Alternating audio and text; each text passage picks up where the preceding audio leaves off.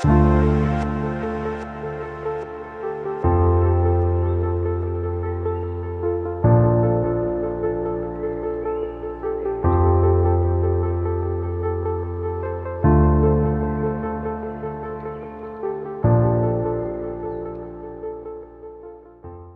hermanos, hoy vamos a comenzar con una sección que va desde el verso 3 del capítulo 1 hasta el verso 17 de la primera epístola, del apóstol Pablo a Timoteo.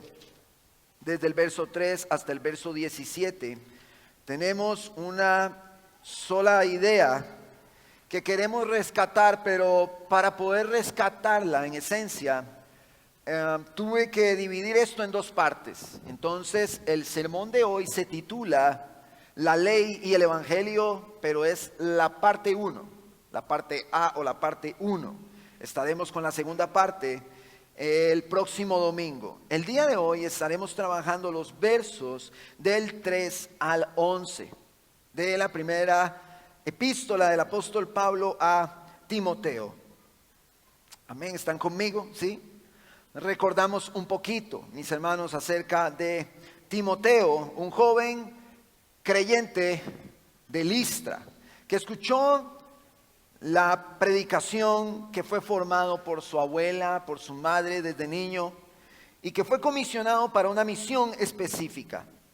Pero bueno, para dar inicio a este sermón, ¿qué le parece si va conmigo al verso 3? Y vamos a iniciar con la lectura desde el verso 3 hasta el verso 11. Primera de Timoteo capítulo 1, y estaré leyendo en la Nueva Biblia de las Américas.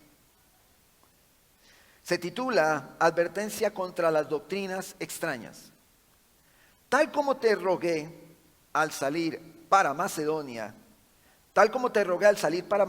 que te quedaras en Éfeso para que instruyeras a algunos que no enseñaran doctrinas extrañas, ni prestaran atención a mitos y genealogías interminables, lo que da lugar a discusiones inútiles, en vez de hacer avanzar el evangelio de Dios, que es por fe. Así te encargo ahora.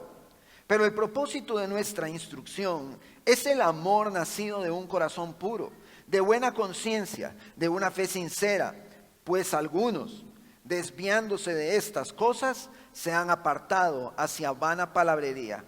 Quieren ser maestros de la ley, aunque no saben lo que dicen ni entienden las cosas acerca de las cuales hacen declaraciones categóricas. Pero nosotros sabemos que la ley es buena si uno la usa legítimamente. Reconozcamos esto, que la ley no ha sido instituida para el justo, sino para los transgresores y rebeldes, para los impíos y pecadores, para los irreverentes y profanos, para los que matan a sus padres o a sus madres, para los asesinos, para los inmorales, para los homosexuales, secuestradores, mentirosos, los que juran en falso, y para cualquier otra cosa que es contraria a la sana doctrina, según el glorioso evangelio del Dios bendito que me ha sido encomendado.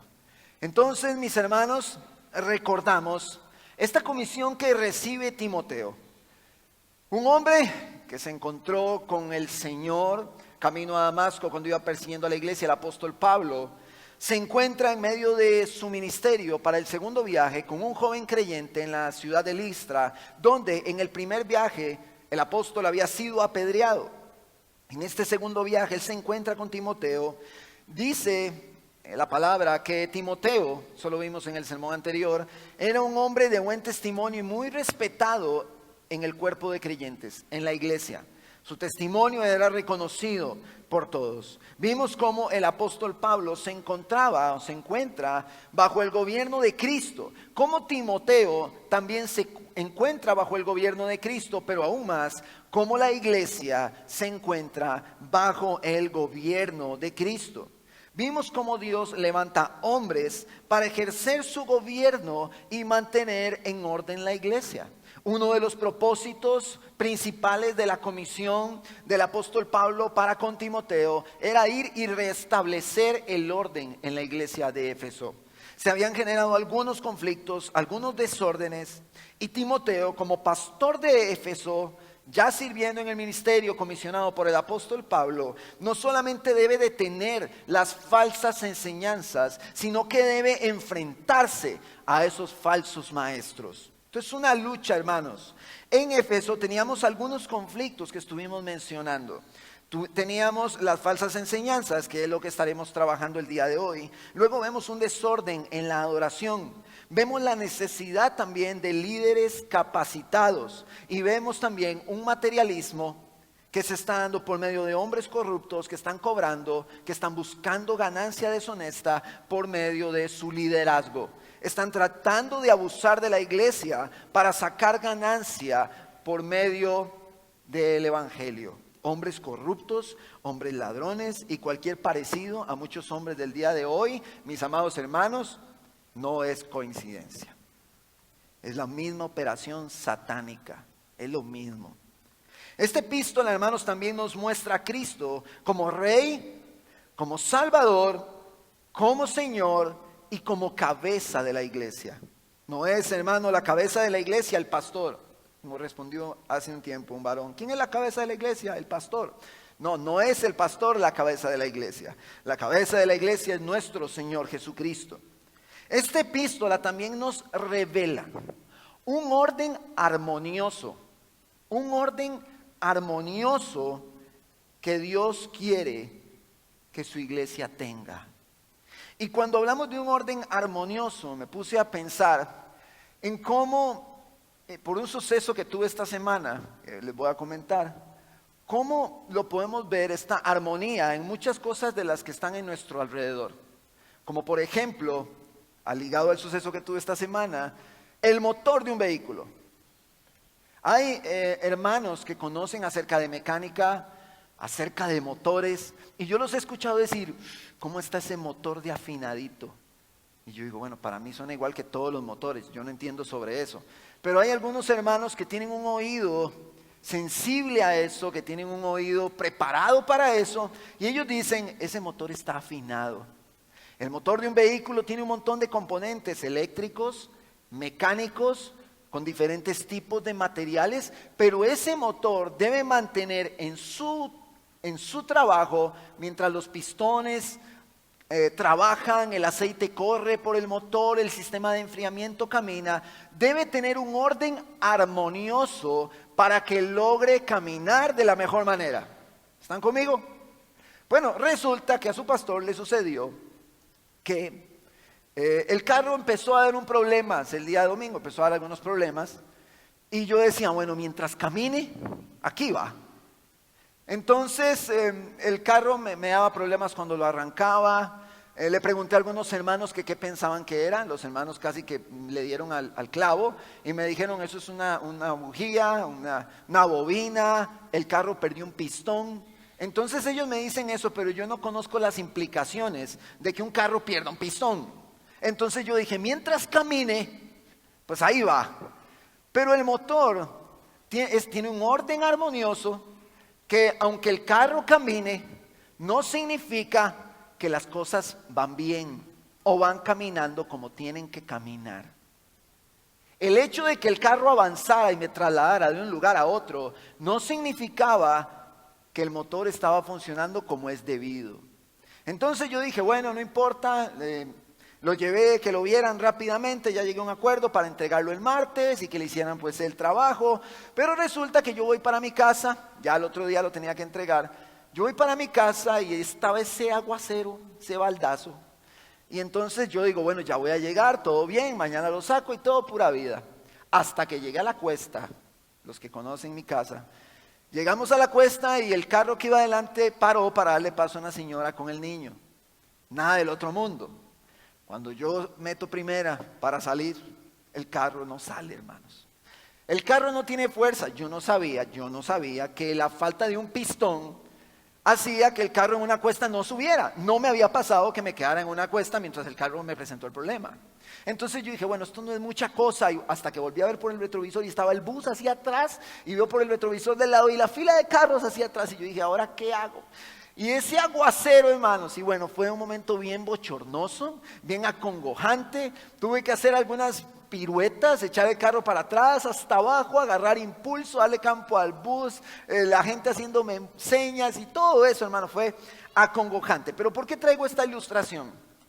Porque el hecho de que en una congregación todos se reúnan el domingo y todos estén ahí juntos y entonen cantos y alabanzas y escuchen un sermón o una predicación y después de esa reunión todos salgan para su casa, eso por sí solo no significa que las cosas están caminando en un orden armonioso.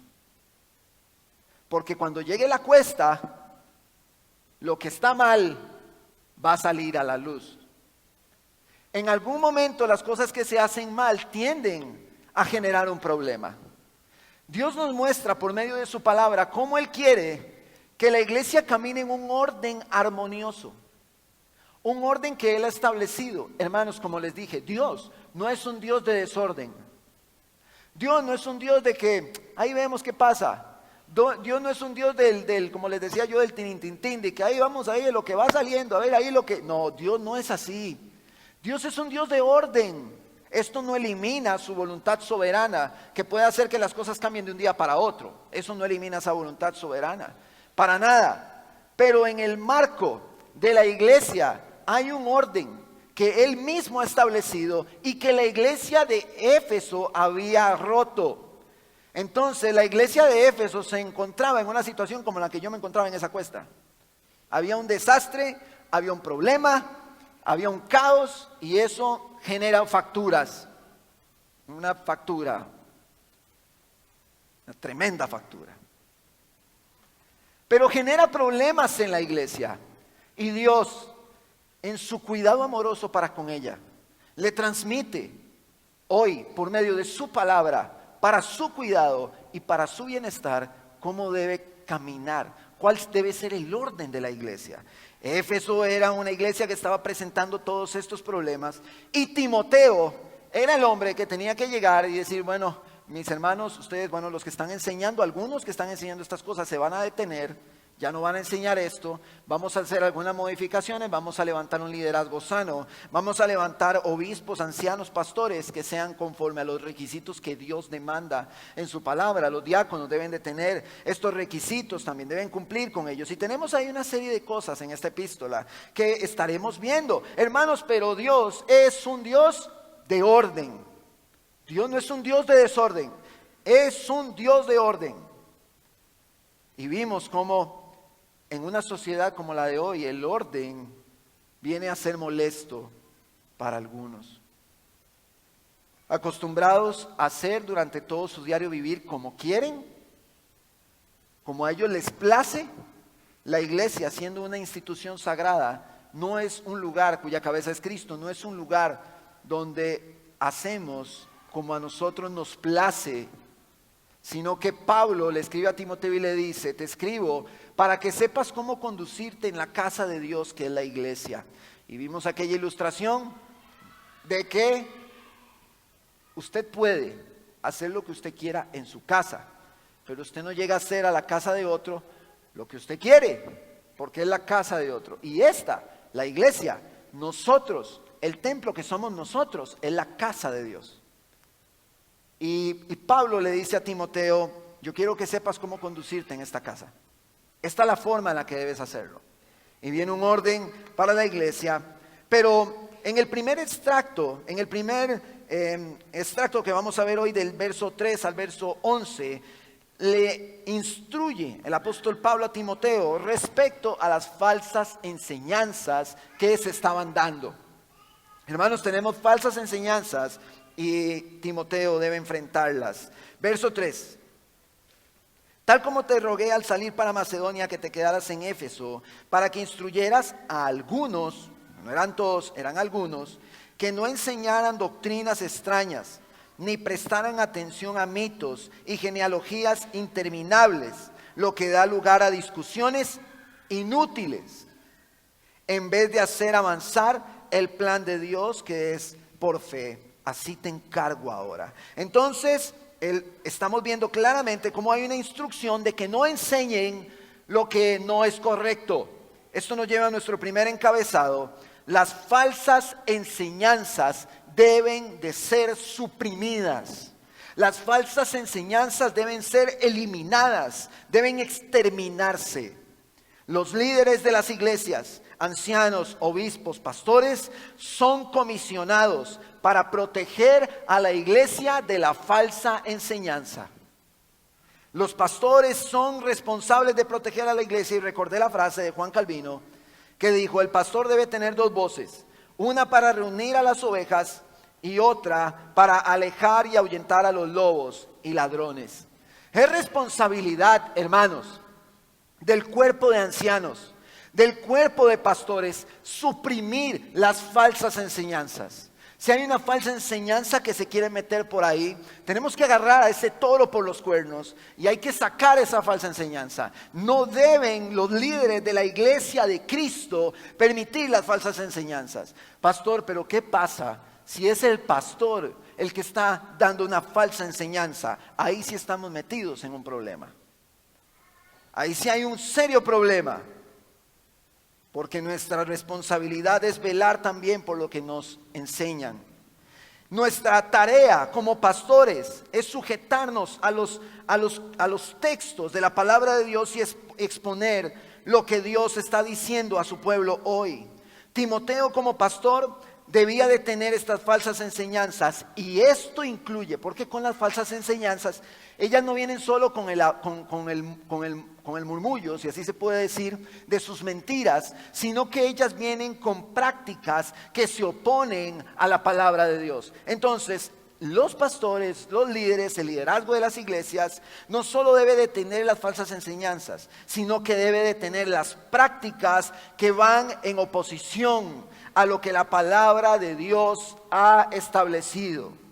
Esto implica que los líderes puedan sufrir rechazo, puedan sufrir oposición, puedan levantarse personas molestas que digan me voy, pueden levantarse personas a criticar, y en el peor de los casos, en otros contextos, muchos pueden sufrir persecución. Para muestra un botón, un ícono de la Reforma Protestante, Martín Lutero.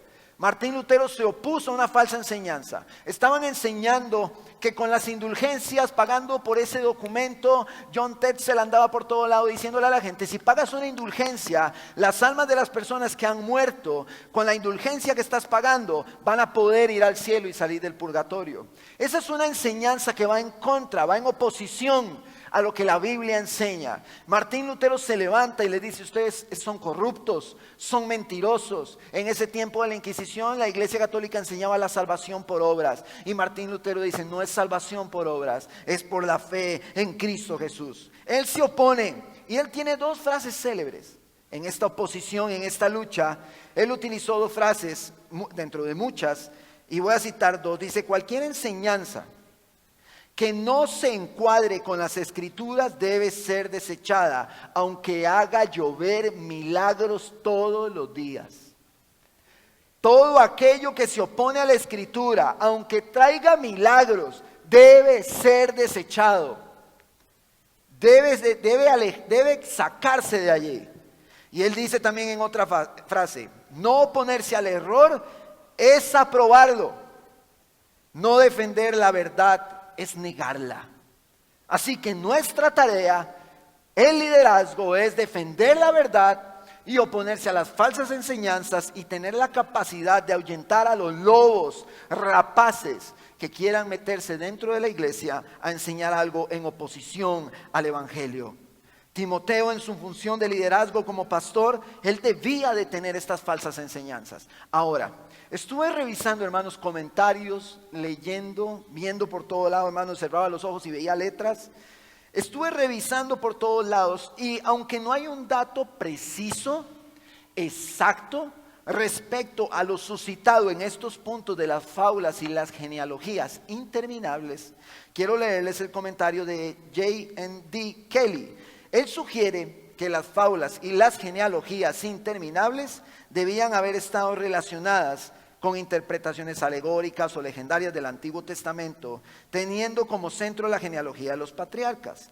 La mayor parte de la Agadá rabínico consistía, eso es un documento, hermanos, en volver a escribir la Biblia de forma fantasiosa. El libro de Jubileo y el Pseudofilo Liber Antiquiatum Biblicarum, que son documentos que existen desde ese primer siglo, con su manía de árboles genealógicos, son ejemplos apropiados. Entonces yo me investigué qué era el Agadá.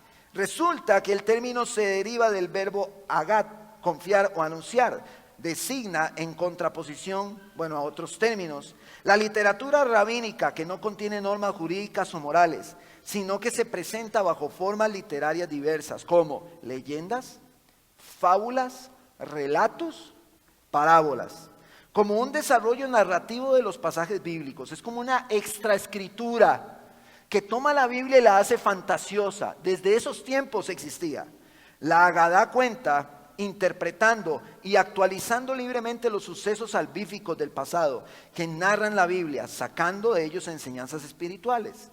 Este tipo de renarración de la Biblia floreció primero en la predicación de la sinagoga, especialmente entre los siglos I y IV después de Cristo, y cesó en el año 1000 después de Cristo. Se ha definido como la cara artística y literaria de la Torá, ya que en ella ocupa un lugar importante los juegos de palabras y la imaginación. No falta en ocasiones el tono polémico y se permiten las contradicciones. Imagínense, estamos hablando de fábulas, estamos hablando de historias, estamos hablando de tomar la Biblia y hacerla fantasiosa, y no solo eso, se permiten contradicciones. Entonces, el comentarista dice, muy probablemente en Éfeso esto estaba hasta los dientes. Y estos falsos maestros estaban viendo en esas fantasías y en esas fábulas y luchando por esas contradicciones y perdían el tiempo desenfocándose del mensaje del Evangelio. Eso más o menos es lo que sucedía. Esta información la tomé de A. Bonora, que creo que es la persona que escribe, de la introducción a la literatura talmúdica y midrásica de la institución de San Jerónimo, Valencia, 1988. Entonces, muy probablemente, esta gente de Éfeso estaban hablando todo este tipo de fantasías respecto a escritos hebreos. Ahora, hay un motivo por el cual la iglesia de Éfeso estaba buscando en toda esta literatura, pero ya lo vamos a ver. Vamos a verlo en los siguientes versos. Verso 4. Dice, ni prestaran atención a mitos y genealogías interminables, lo que da lugar a discusiones inútiles, en vez de avanzar en el plan de Dios que es por fe. Así te encargo ahora. Esto nos lleva a nuestro segundo encabezado. Las falsas enseñanzas obstaculizan el mensaje del Evangelio. Por lo general, estas enseñanzas generan pleitos y discusiones. Ahora, es claro el apóstol Pablo al decir que está truncando el avance del plan de Dios que es por fe. Al ser el plan de Dios por fe, podemos notar que hace una referencia, si así lo podemos decir implícita, a la justificación, la cual es por fe, según Romanos capítulo 5, verso 1. Pero ¿qué puede atentar más? Hay una probabilidad también que comentan algunos estudiosos, algunos eruditos, y ellos dicen que lo más probable es que implementaron un sistema legalista de justicia por obras. Esto sí lo podemos ver en esta misma epístola, en el capítulo 4, cuando dice que están prohibiendo que la gente se case y que están prohibiendo que la gente coma ciertas cosas. Están poniendo reglas de hombres. El asunto con este legalismo que se encontraba en este tiempo, en esta época, en este contexto, y que todavía lo podemos ver el día de hoy, en todas las religiones del mundo, los logros del hombre versus los logros divinos. Muchos piensan que con sus logros, con lo que ellos se esfuercen, con lo que ellos hagan, ellos van a ser salvos. La palabra no enseña eso. La palabra enseña que es por la fe en Cristo y que los logros que nos salvan no son los nuestros, sino que son los de Cristo. En su encarnación Él tuvo una vida perfecta que usted y yo no podemos tener, ni podemos, ni pudimos, ni tendremos nunca, pero Él la tuvo. Él tuvo esa vida perfecta. Nosotros, hermanos, sí somos salvos por obras, pero no por las nuestras, sino por las de Cristo. Esas obras son las que nos salvan. Ay, pastor, suave. Entonces usted está diciendo que como estamos en el barquito de la gracia, podemos hacer lo que nos venga en gana. En ninguna manera. El que ha sido rescatado por los logros de Cristo y por la predicación del Evangelio vive creciendo en santificación, vive desechando el pecado, amando lo que Dios ama y aborreciendo lo que Dios aborrece. Él va creciendo en esa santificación. Pero no somos salvos por nuestras obras, somos salvos por las obras de Él. Pastor, pero entonces ¿qué papel tienen las obras aquí? ¿Cuál es el papel de las obras? Evidenciar que alguien es salvo, porque la fe sin obras es muerta. El que realmente nació de nuevo tiene obras de justicia. Entonces estaba este pleito donde ellos estaban metiéndose a toda esta literatura judía, estaban viendo cómo funcionaba el judaísmo, pero había un interés detrás. Satanás, hermanos, está detrás de todo esto. Él es el mayor opositor del avance del Evangelio. Es Satanás, si lo vemos en el capítulo 4, verso 1, que hay doctrinas de demonios. Hermanos, las doctrinas de demonios tienen como fundamento principal hacerle creer al hombre que él se va a salvar por sus obras. En una oposición a Efesios capítulo 2. Hermanos, el hombre no se salva por sus obras, pero Satanás le ha hecho creer al hombre que sus méritos son los que lo van a llevar a una eternidad con Dios. Satanás está trabajando en esto, mis hermanos, todo el tiempo. Por eso todas las religiones del mundo le dicen a usted que tiene que cumplir una serie de requisitos para poder ser salvo. Pero el Evangelio de la Gracia no dice eso. El Evangelio de la Gracia dice que todo aquel que crea en Jesucristo, que venga en arrepentimiento a Él y que ponga su fe en Él, tiene vida eterna. Y entonces, por consecuencia, vivirá reflejando la justicia que Dios demanda en su palabra. No podemos salir pensando nosotros de aquí que nuestro kilometraje, que nuestro esfuerzo es lo que nos va a salvar. Eso se llama legalismo, es lo que hacían los fariseos, moralismo. No debemos, hermanos, perder el enfoque del Evangelio, en el cual el plan de Dios, que es por fe, debe abundar en nosotros. Nosotros, hermanos, para poder mantenernos enfocados en el mensaje del Evangelio, nosotros debemos apreciar la obra de Cristo.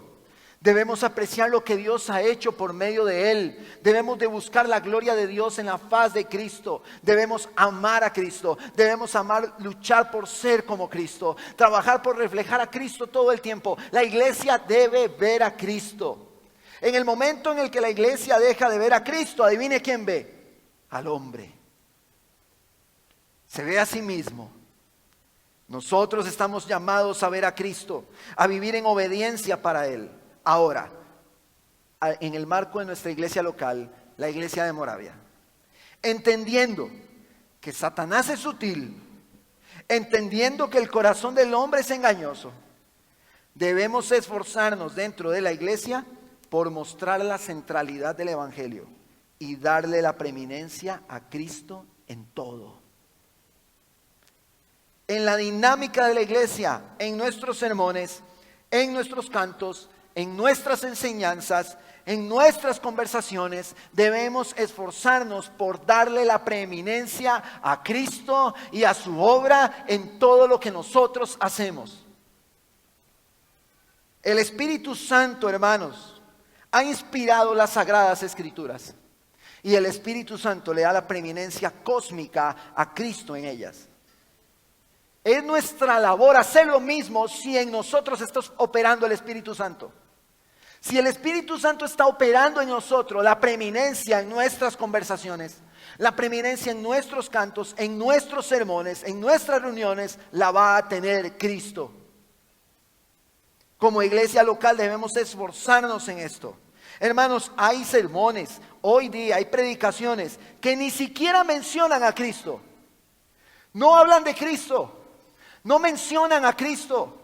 Hay predicaciones, hermano, que usted se queda esperando escuchar el nombre de Cristo y no lo escucha. No lo escucha. Y recuerdo la frase de Charles Spurgeon: si un hombre es capaz de predicar sermones sin Cristo, no te hagas daño escuchándolo. No te hagas daño a ti mismo escuchándolo. Hermanos, nosotros predicamos a Cristo. La revelación de Dios está en Cristo y Él es anunciado desde el Génesis y lo podemos ver hasta el Apocalipsis. Hermanos, nosotros debemos esforzarnos por ver a Cristo. Es nuestra tarea, porque Satanás, hermanos, Satanás es un miserable. Satanás va a buscar meterse por algún flanco. Satanás nos va a querer distraer. Satanás va a querer que pongamos la mirada en nosotros mismos. Satanás va a querer eso. Satanás quiere que la iglesia ponga la mirada en el pastor y lo convierta en su becerro de oro. Eso es lo que Satanás quiere. Satanás quiere eso. Pero nuestra labor, hermanos, es ir en contra de las artimañas de Satanás y darle a Cristo el lugar que Él debe tener en todo lo que hacemos.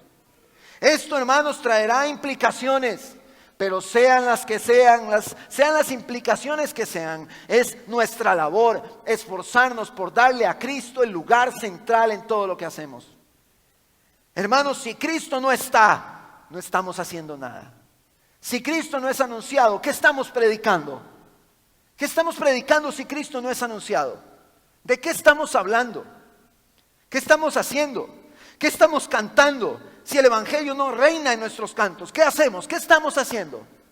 Cristo es el centro de todo y lo vemos en la iglesia de Éfeso. El problema que había en la adoración es atendido en el capítulo 2, pero eso es atendido después de que Pablo ha mostrado la grandeza de la obra de Cristo.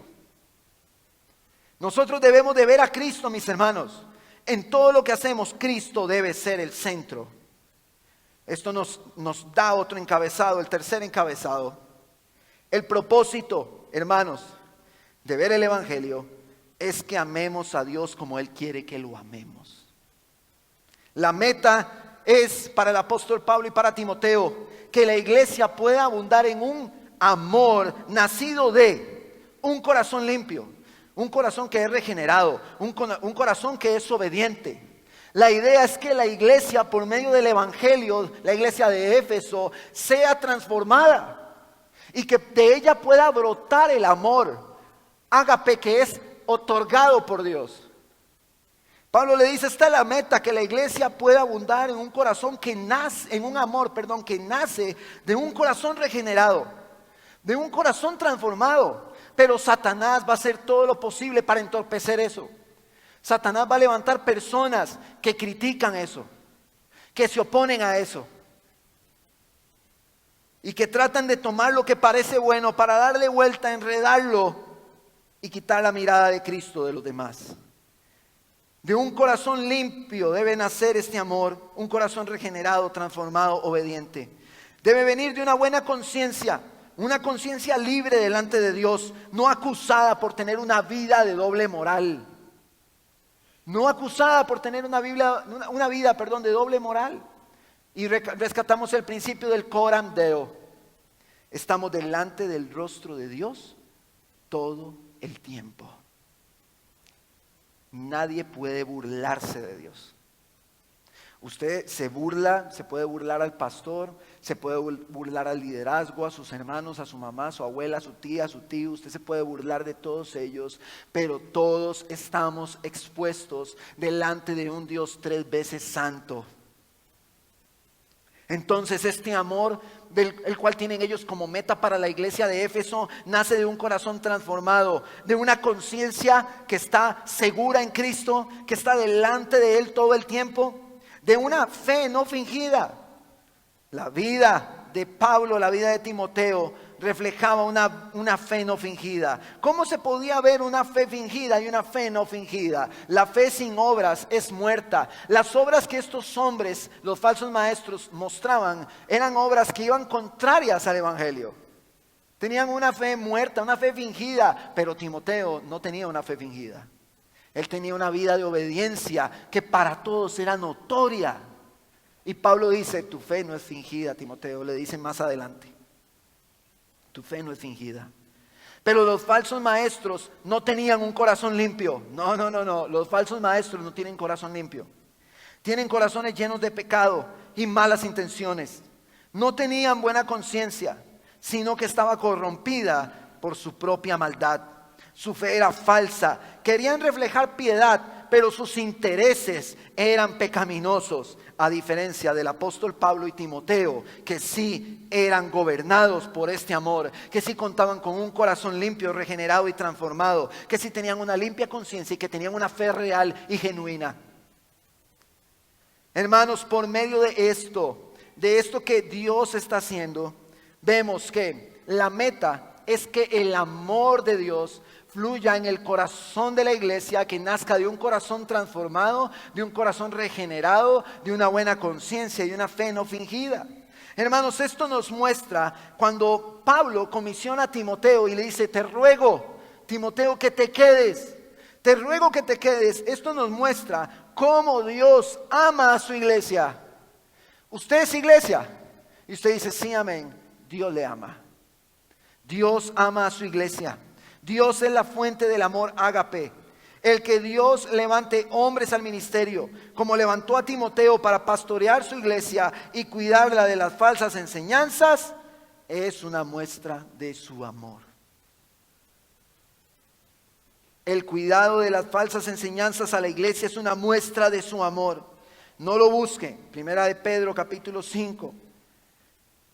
Se le habla a los ancianos y dice: por tanto, a los ancianos entre ustedes exhorto yo, anciano como ellos y testigo de los padecimientos de Cristo, a quien también participante de la gloria que ha de ser revelada, pastoreen el rebaño de Dios entre ustedes, velando por él, no por obligación, sino voluntariamente, como quiere Dios, no por la avaricia del dinero, como los hombres del día de hoy, sino con sincero deseo, tampoco como teniendo señorío sobre los que les han sido confiados.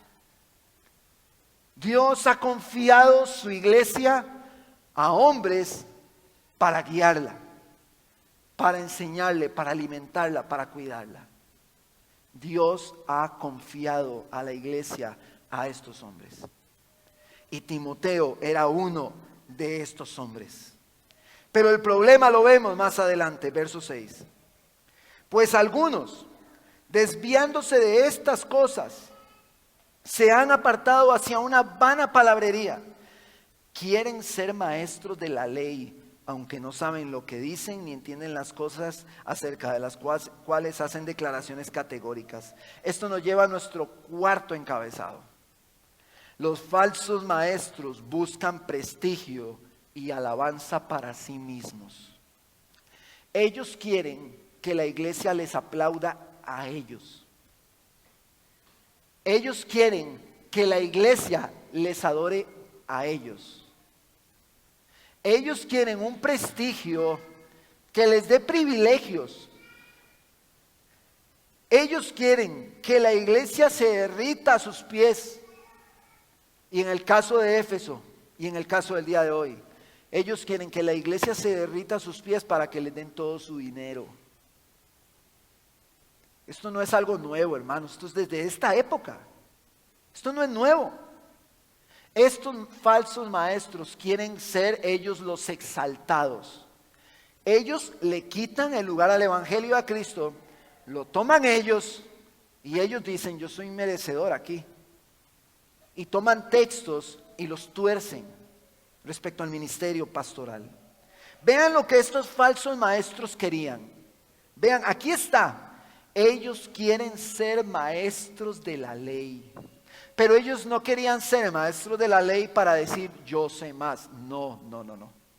Y esto lo vemos en el desglose de la epístola. El motivo por el que ellos querían ser maestros de la ley es porque ellos querían utilizar la piedad como fuente de ganancia. ¿Por qué? Ellos no tenían interés en conocer a Dios. Ellos no tenían interés en predicar a Cristo. Ellos no tenían interés en hablar el evangelio. Ellos no tenían ese interés. Ellos se aman a sí mismos. Estos falsos maestros, al ver a los judíos, al ver el judaísmo, ellos dijeron: nosotros, porque en la Reina Valera dice que quieren ser doctores de la ley. Los doctores de la ley o los maestros de la ley dentro del judaísmo tenían posturas de privilegio. Eran privilegiados. eran la élite, eran los que tenían la marmaja, eran los que tenían el primer lugar, eran los exaltados, eran los que todos respetaban y cállense porque ahí vienen. Así eran los doctores de la ley. Entonces, ellos no querían ser doctores de la ley para decir yo sé más, no, ellos querían ese puesto de privilegio. Ellos querían ser reconocidos delante de los hombres. Voy a leer una descripción que Jesús hace en Mateo capítulo 23, yo se lo leo en los primeros 7 versos. Entonces Jesús habló a la muchedumbre, esto es solo para ver un dato en relación a esto. Jesús habló a la muchedumbre y a sus discípulos. Los escribas y fariseos se han sentado en la cátedra de Moisés. De modo que hagan y observen lo que les digan, pero no hagan conforme a sus obras, porque ellos dicen y no hacen. Vean lo que hacían los fariseos. Atan cargas pesadas y difíciles de llevar y las ponen sobre las espaldas de los hombres, pero ellos ni con un dedo quieren moverlas, sino que hacen todas sus obras para ser vistos por los hombres.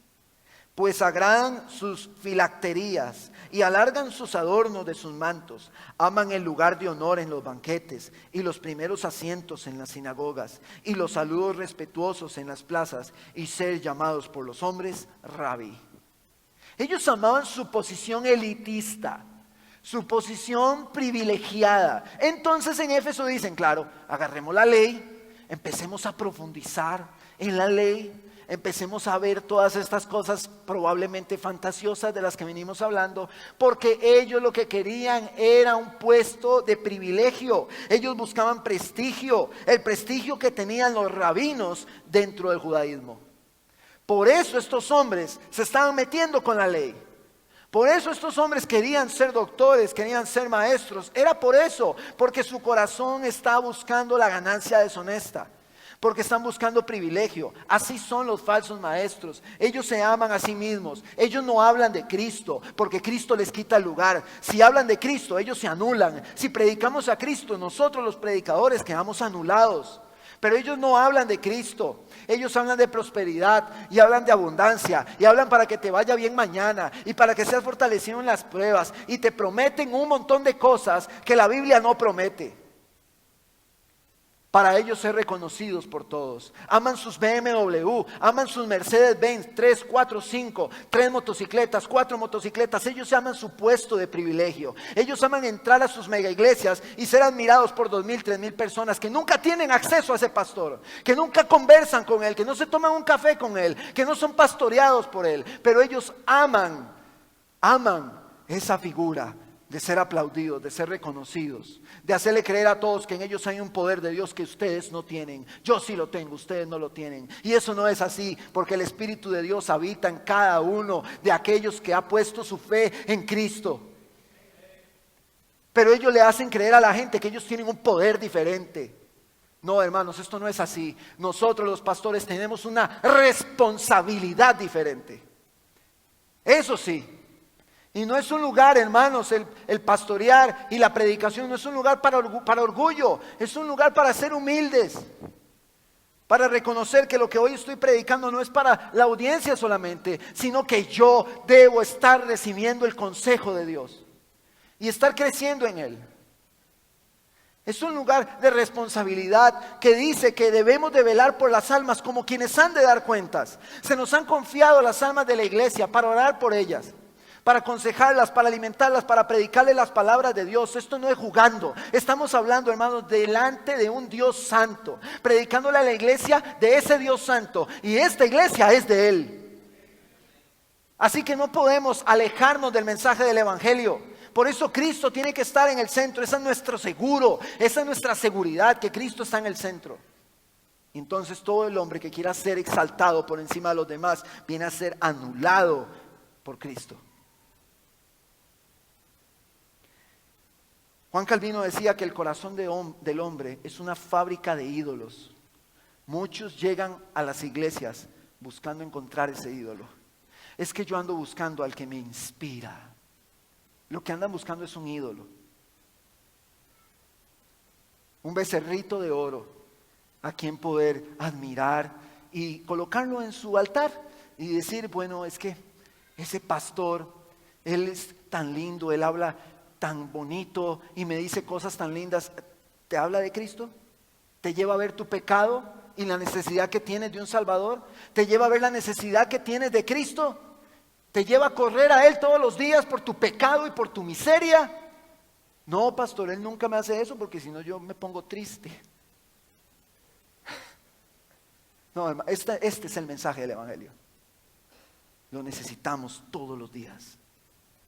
Y en Éfeso eso es lo que está pasando. Hombres corruptos que utilizan la piedad como fuente de ganancia. Aquel con no sé cuántos jets, con aeropuertos, con aviones. Kenneth Copeland, Cash Luna, un montón de herejes que han tomado la iglesia, la han exprimido como exprimir una vaca para hacerse ellos ricos. Para tener un lugar privilegiado. Hombres corruptos como este Guillermo Maldonado, ese es otro hereje que le dice a los demás pastores: si está bajo mi cobertura, usted va a estar bendecido, y si no está conmigo, se lo va a llevar el diablo a usted. Eso es lo que dicen. Y para estar en la cobertura hay que pagar mensualmente. Corruptos, ladrones, hijos del diablo. Eso es lo que son estos hombres. Y la gente ahí escuchándolos. Hermanos, por Dios santo, esto no es nuevo, esto está pasando desde la iglesia en Éfeso. Y en el capítulo 6, Pablo hace una amonestación fuertísima a esto. Ya llegaremos ahí y me lo saborearé. Ya llegaremos a verlo, porque esto es lo que está pasando en Éfeso. Ahora, en el contexto de Éfeso, ellos están tomando la ley, están hablando de la ley para tratar de ser como los rabí y tener esa posición privilegiada, y se metían en las faulas y en las cuestiones que no tienen importancia. ¿Por qué? Porque todas estas cuestiones fantasiosas, todas estas cuestiones de ilusión despiertan la curiosidad de la gente. Entonces usted comienza como predicador a hacerse medio místico, y entonces todos: Cristo no, el Evangelio no, mi pecado no, la salvación, la cruz no, eso no, medio místico. Me pongo medio místico, entonces todos: ay no, eso es nuevo. Eso hasta ahora lo escucho yo. Entonces despierta la comezón de oír de todos aquellos incautos. Despierta esa comezón de oír. Ellos estaban haciendo esto. Pero atención. Ellos vieron el prestigio de los rabinos y dicen: yo quiero ser como ese. Yo quiero el primer lugar en la mesa. Yo quiero que me respeten. Yo quiero tener la plata como ellos. Yo quiero ser de la élite. Yo quiero ser de la élite, 7 mantos, una unción que los otros no tienen. Yo la quiero tener. Yo quiero tener eso. Hoy muchos ven a estos corruptos y quieren ser como ellos. Quieren tener los carros que ellos tienen, quieren viajar como ellos viajan, quieren tener los aviones que ellos tienen, y entonces van tras ellos para algún día, según ellos, alcanzar todo eso que ellos tienen. Así como estaba pasando en Éfeso. Ahora, debido a que en este contexto de Éfeso, de lo que hablaban era de la ley, Pablo se ve en la necesidad de aclarar la función de la ley, la cual estaban usando mal. Y nos lleva al quinto encabezado. Como iglesia debemos usar bien la ley. Esto de la ley no es relevante, hermanos, solo para los cristianos de Éfeso. Algo le ha hecho creer a una parte del cuerpo evangélico que la ley no tiene ningún tipo de importancia, ni relación con el evangelio. Pero la ley tiene una conexión directa con el evangelio. Verso 8. Pablo le dice a Timoteo: pero nosotros, Timoteo, sabemos que la ley es buena si uno la usa legítimamente. Debemos usar la ley legítimamente. La ley, hermanos, nos muestra nuestro pecado. La ley nos lleva a ver la necesidad de un Salvador. La ley nos condena. La ley, hermanos, nos muestra nuestra condición. La ley es el diagnóstico. Como cuando vas a un médico y el médico le dice: ay papito, usted está, como decimos, está pa'l tigre. Está como un mueble fino, bien acabado. Está bien desgastado, tiene serios problemas. Eso hace la ley. Cuando el hombre piensa que es bueno, La ley le dice, no, usted no es bueno. No, yo soy bueno. ¿Ha deshonrado a sus papás? Sí, lo he hecho. Ok, primero. ¿Ha adulterado usted? No, yo nunca he adulterado. Pero Jesús dijo que si ve a una mujer y la desea con su corazón, ya adulteró con ella. Repito la pregunta. No, pastor, sí he adulterado. 2. Y así podemos continuar. La ley dice que hemos pecado y que todos hemos sido destituidos de la gloria de Dios por ese pecado. La ley nos pega en la cara nuestra decadencia moral. La ley nos dice que estamos condenados. Verso 9. Reconozcamos esto, que la ley no ha sido instituida para el justo, sino para los transgresores. Y aquí la función de la ley, para aquel que está hundido en el pecado. Rebeldes, para los impíos y pecadores, para los irreverentes y profanos, para los que matan a sus padres o a sus madres, para los asesinos, para los inmorales, para los homosexuales, secuestradores, mentirosos, los que juran en falso y para cualquier otra cosa que sea contraria a la doctrina. Hermanos, habla de irreverentes. No tienen ningún respeto por Dios. No tienen respeto por Él, ni por las cosas de Dios.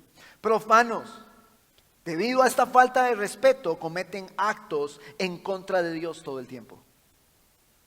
Son profanos. Sodomitas, según la Reina Valera, que usted tiene ahí, viene de la palabra arsenokaitais, que significa homosexuales.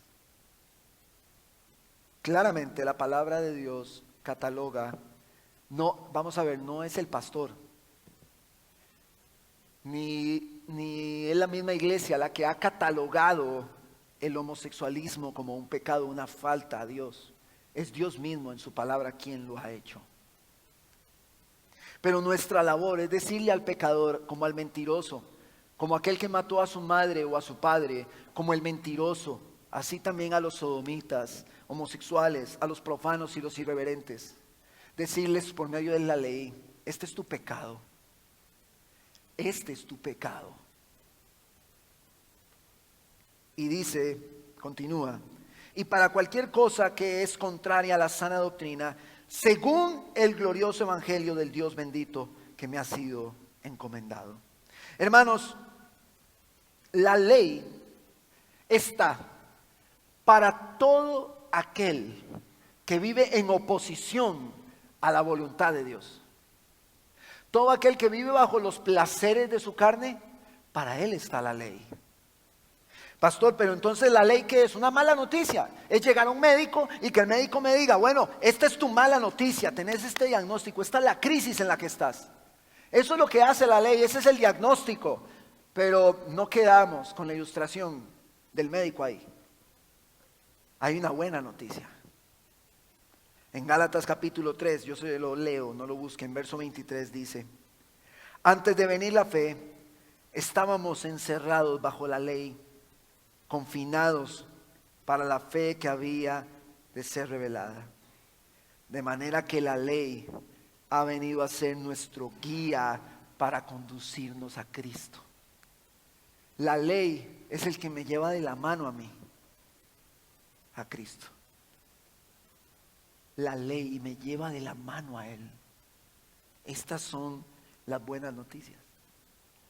A fin de que seamos justificados por la fe. Pero ahora que ha venido la fe, ya no estamos bajo esa guía. Esa ley nos tomó de la mano, nos llevó de la manita hacia Cristo. Y estamos en Cristo. Ya no estamos con esa ley.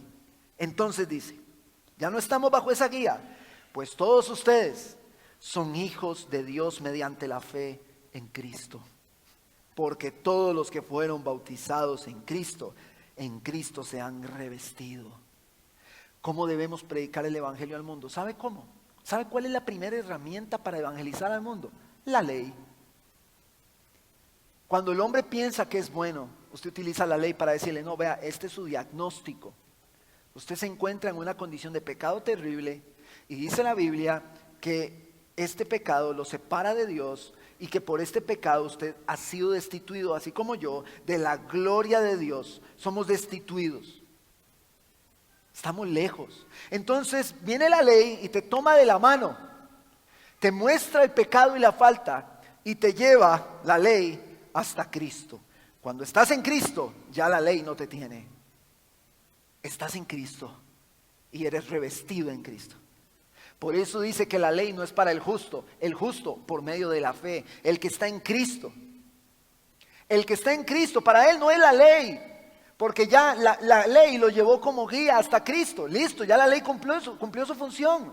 Ahora hay otros que necesitan ser tomados de la mano para recibir esa guía y venir a Cristo. A esos hay que decirles, esta es la ley, esta es la guía que me llevó a Cristo. Venga, para que esta guía lo lleve. Entonces cuando el hombre ve la ley, ve que necesita un Salvador.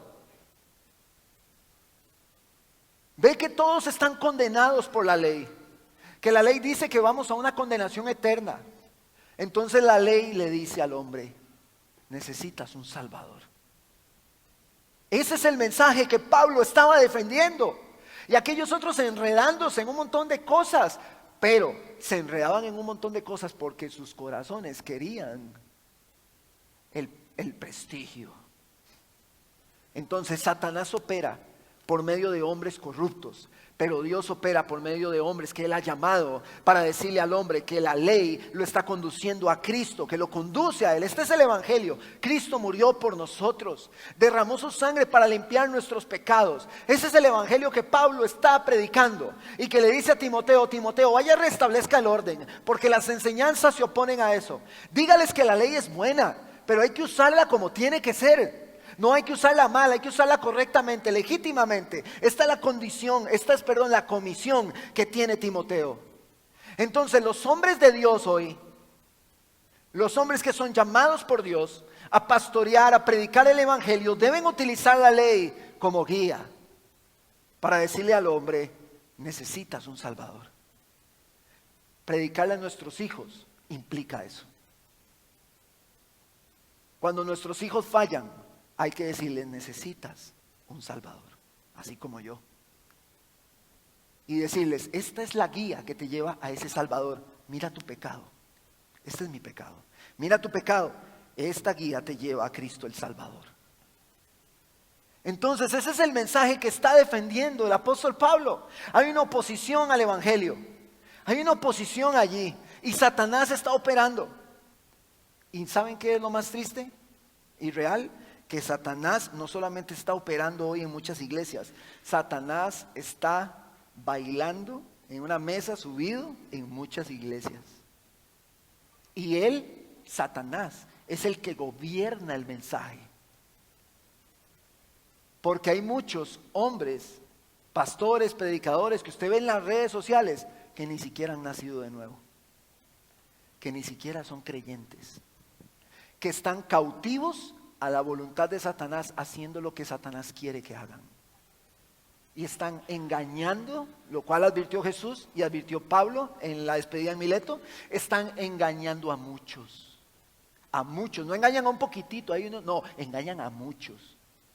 Satanás sigue. ¿Saben qué está haciendo Satanás?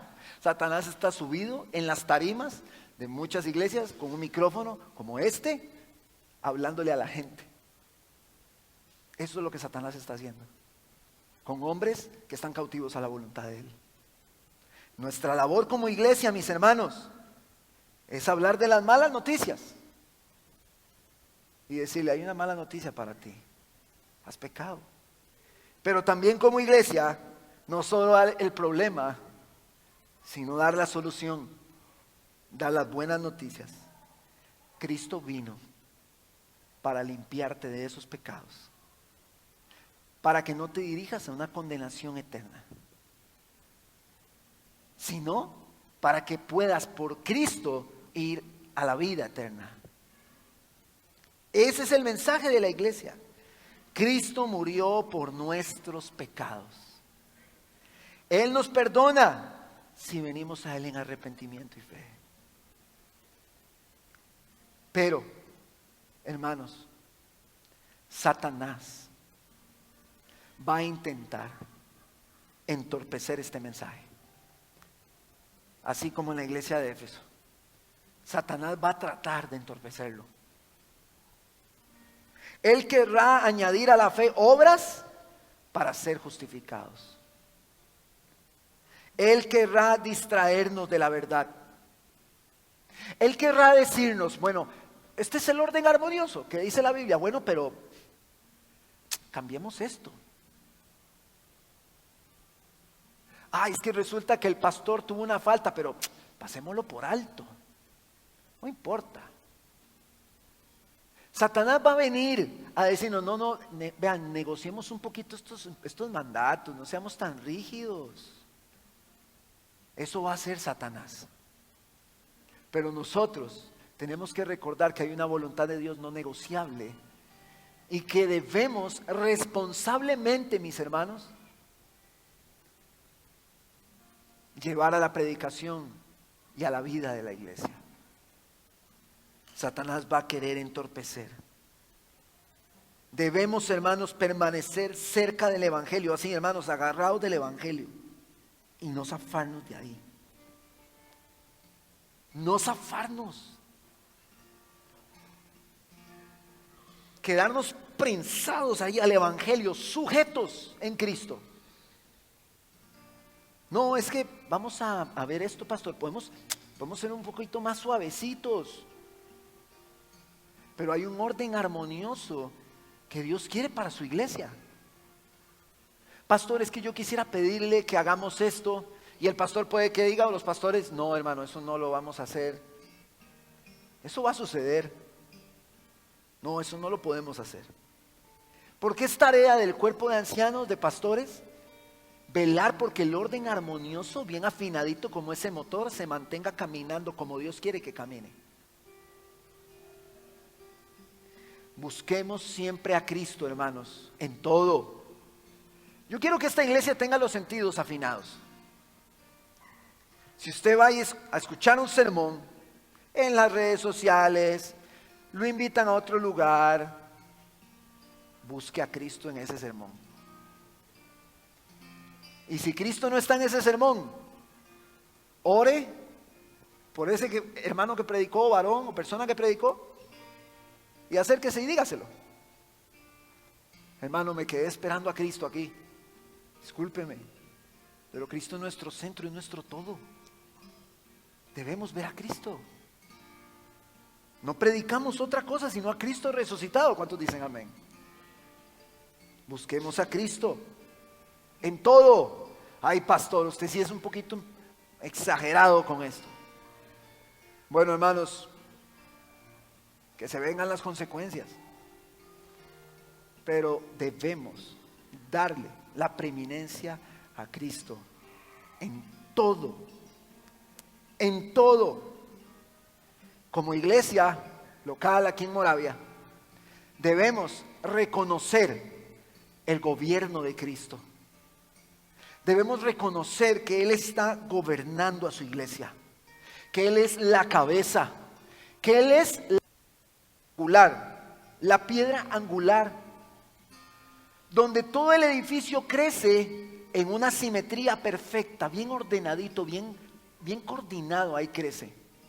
Pero si Él es la piedra angular, Él es el fundamento, Él es la cabeza, hermanos, sin Él no podemos hacer nada. Él es el centro y no hay otra cosa. Él es el centro. No hay más. Es Cristo. Cristo en todo. Y cuando Cristo sea el todo en nuestros sermones, en nuestros cantos, en nuestras conversaciones, entonces la iglesia empieza a vivir como Cristo. Y la iglesia empieza a reflejar a Cristo con su forma de actuar, con su forma de hablar, con su responsabilidad, con su amor, con su diligencia, con su aborrecimiento por el pecado. Estamos bajo los estatutos de ese gobierno y todo lo que pretenda alejarnos del mensaje del Evangelio, todo lo que pretenda alejarnos de esos estatutos, mis hermanos, debe ser desechado. Le volamos machete.